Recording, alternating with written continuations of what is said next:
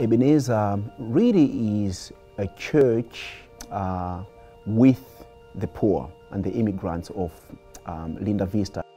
Even though when you look around the neighborhood, you might see poverty, you might see deficits, you might see all of that. I pop out of bed because of the potential that is there among our young people, the potential that is there among our homeless friends. The mission of Ebenezer is to bring the good news of Jesus to all people, but in particular to the poor and to the immigrant. I believe that my purpose here is to interrupt the cycle of generational poverty, because I know what the strain of poverty does for families. And when I sit down and talk with Jer and talk with Noel, I know they believe the same thing that I believe.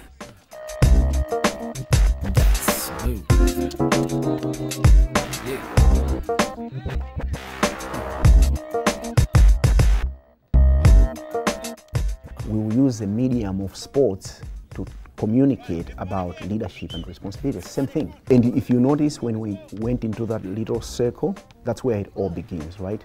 Because there we're talking about leadership and life principles.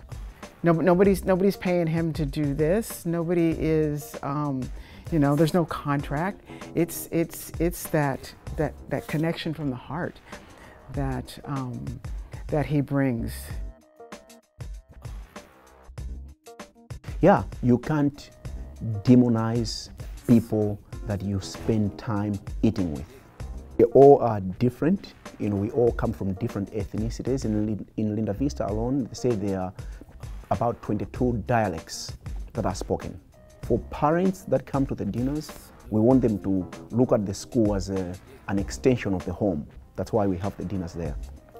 Institutions in need are more open to faith-based communities like ours when they're approached in the posture of, look, we just want to serve you. I think they're really good about also it not being about them, that it really is about the Ebenezer community, and how the Ebenezer community is committed for the long haul, which is really connecting dots in our neighborhood in ways that I haven't seen in a very long time. So they brought us to the table, and that started our partnership with them. And that's evolved into a friendship, a work, specifically in the areas of homelessness and the migrant crisis in Tijuana right now. I'm an immigrant from one of the poorest countries in the world. You don't get here by yourself. I have been helped. And so when I look at the work that we get to do, I am a man paid in full. I have been paid in full. And it's from the overflow of understanding that I want to just say to others, this is possible. This is possible. A better way of us doing life in this country is possible. No immigrant goes anywhere without hope.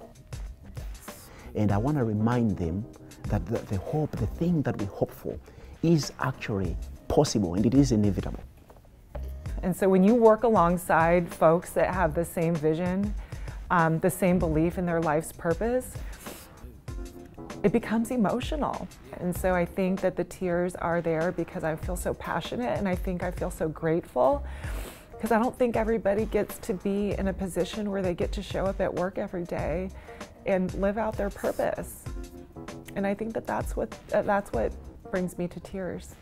What happens is, while we are in the neighborhood and we are watching the Holy Spirit move, the message we're going to speak on Sunday is formed there.